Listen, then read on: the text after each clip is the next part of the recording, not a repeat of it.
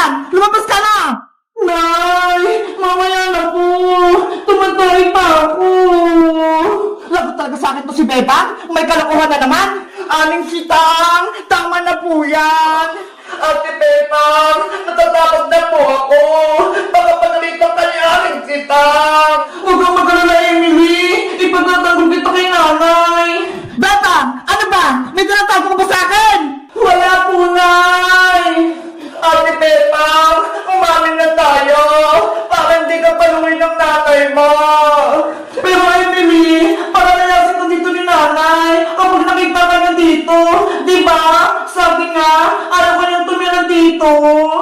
Mas malulungkot po ako kapag pinagalitan ka ni Aling Sitang. Saan ka na pupunta kapag pinalis ka ni nanay? Di ba? Sabi mo, wala ka ng bahay. Nabaha na. Huwag kang mag-alala, Ate Bebang. May kaibigan pa naman po ako eh.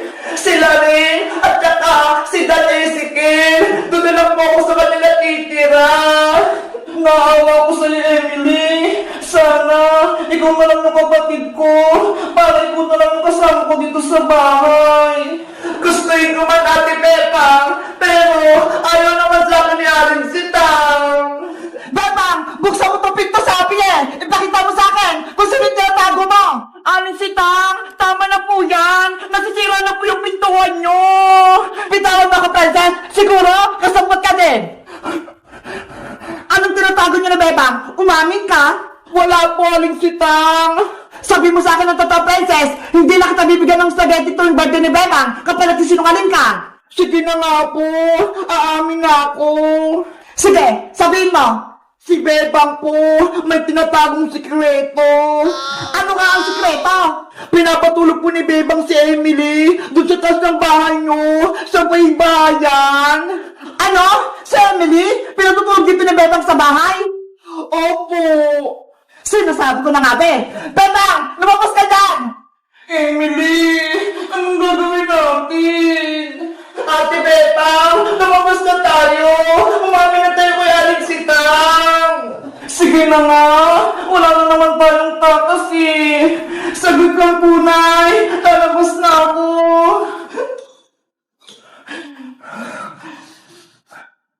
Nay! Aling Sitang! Anong ginawa mo, Bebang? Magpaliwanag ka! Sorry po, Nay. Kung tinago ko si Emily dun sa taas, pinatulog ko pa siya, kahit ayaw niyo po. Aling Sitang, sana, mag niyo pong pagalitan si Ate Bebang. Wala naman po siya kasalanan eh. Pasensya po, kung kay Ate Bebang po ako humingi ng tulong, para meron po akong matuluyan. Yun pala, hindi niyo po ako tanggap.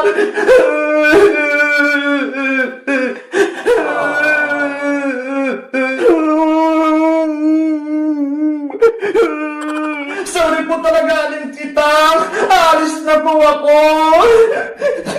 Kung palalayasin niyo po na si Emily, sasama po ako sa kanya para meron pumuprotekta kay Emily. Ako din po, Aling Sitang. Sasama ako sa kanila bilang kaibigan ni Emily pati ni Bebang. Susuporta ako sa kanila. Tumahimik! Bebang anak, huwag na kayong umalis. Tatanggapin ko na si Emily. Dito na siya sa ating bahay. Talaga po, Nay? Oo, dito na siya matutulog at titira. Salamat po, Aling Sitang. Huwag ka nang umiyak, Emily. Dahil mahal ka ni Bebang, mahal na din kita. Ako, Aling Sitang, hindi niyo po ba akong mahal? Siyempre naman, Francis, mahal ko kayong lahat. Yay! Bibigyan ako ni Aling Sitang ng spaghetti sa birthday ni Bebang. Happy Bebang, magkakasama na tayo. Wala nang iwanan. Kaya nga eh, ako din, masayang-masaya ako. Kayo guys, masaya ba kayo? Natitira si Emily? Mag-comment lang kayo. Bye-bye! Boyong! Gising! Bumangon ka na dyan! Lagot! Hindi na tuminga si Boyong! Hindi na siya gumagalaw! Ikaw kasi, Princess eh! Kasalanan mo! May sugat na nga si Boyong, tapos nilagyan mo pa ng maraming alkohol yung sugat niya. Ayan tuloy, nahimatay siya. Bakit ako? Si Bebang may kasalanan eh. Siya nagdala ng alkohol. Ako pa sinisisi mo, Princess. Di ba ikaw yung kaaway ni Boyong? Basta, wala akong kasalanan dyan. Sabi ni Boyong, malakas siya. Yung pala takot siya sa alkohol. Boyong, tumayo ka na dyan. Tinatakot mo kami eh. Bebang, anong gagawin natin kay Boyong? Ayaw pa rin gumising. Tawagin na lang natin yung nanay niya para siya na yung magpagaling kay Boyong. Ano? Tatawagin niya yung nanay ni Boyong sa aling bruha? Wag, Bebang! Matapang yun! Pagagalitan niya tayo! Ikaw lang pagagalitan, Princess! Hindi kami kasali ni Bebang! Yung damit nga ni Boyong, sinabit mo pa sa puno? Bebang! Iska! Huwag din na tuwagin sa aling bruha! Natatakot ako sa kanya! Anong gagawin natin para magising si Boyong? Ako nang bahala sa kanya! Alam ko yung gagawin ko! Naku, baka delikado na naman yan, Princess! Hindi yan, Iska! Akong bahala! Boyong! Bumangon ka na! Bilis! Oh no! Ayaw gumana, Princess! Hindi pa rin nagigising si Boyong! Boyong! Gising ka na! Please! Hindi na kita magkiklipat kahit kailan! Kukunin ko na din yung damit mong silapit ko sa puno! Sorry na! Boyong! Bebang! Princess! Iska! Anong ginawa niyo kay Boyong ko? Lagot! Saling bruha! Paparating! Yari ako nito, panigurado! Boyong ko! Anak! Ano nangyari sa'yo? Patay ka na ba? Hindi po siya patay, aling bruha. Nahimatay lang po siya kasi nilagyan ng alkohol yung sugat niya. Sino naglagay ng alcohol kay Boyong? Hindi niyo ba alam? Takot si Boyong sa alcohol? Si Princess po! Siya po naglagay ng maraming alcohol sa sugat ni Boyong. Sabi na nga ba? Ikaw na naman ang may kasalanan, Princess eh. Sorry po, aring bruha. Hindi ko po sinasadya. Dahil sa kagawan mo, nahimatay si Boyong, pagbabayaran mo ang ginawa mo. Aling bruha, sorry na po. Hindi ko naway si Boyong. Kukunin kita at iuwi kita sa bahay. Ikaw yung kapalit ni Boyong. Oh no! Sumama ka sa akin. Sayang at gusto mo. Halika na. Wag po, aling bruha.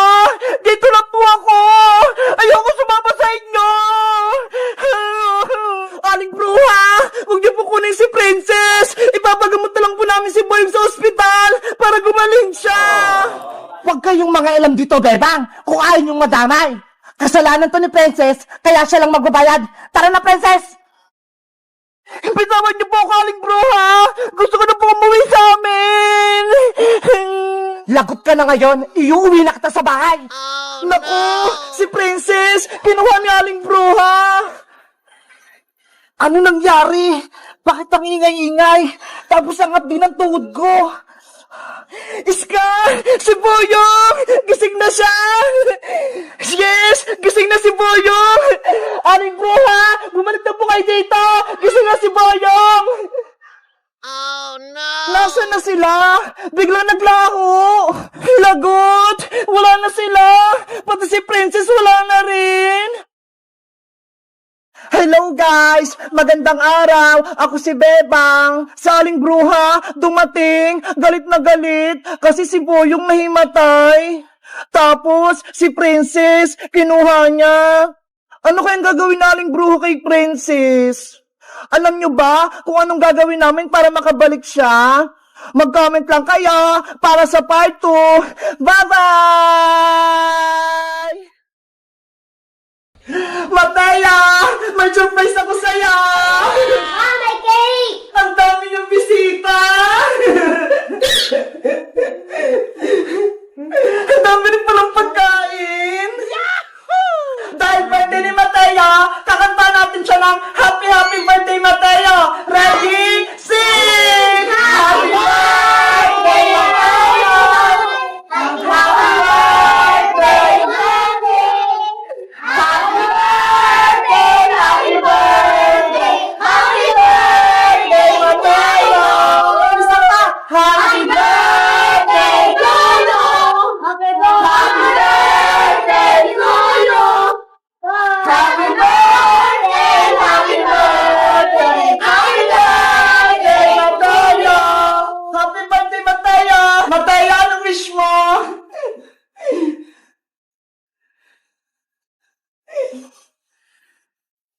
Ang haba naman ng wish ni Mateo. Wow! Wow! Happy birthday, Mateo! Ito na yung cake mo! Tara na! Kain na na tayo! Kain na!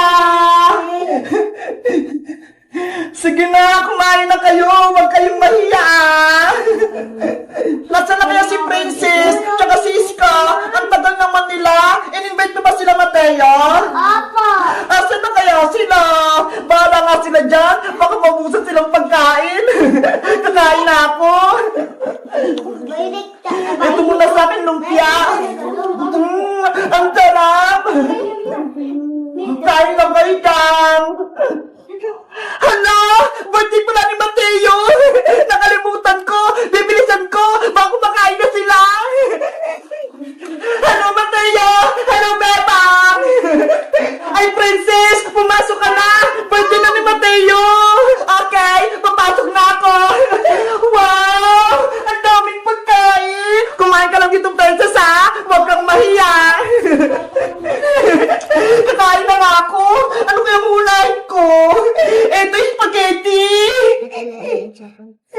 Ang sarap nito eh! Favorite na favorite ko to! Dadamihan ko yung lumpia! Oh no! Siyempre, gusto ko matikman yung palabok! Excuse pa!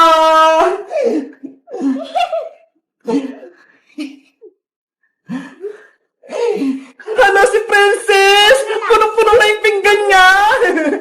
Ayan! Kakain na ako!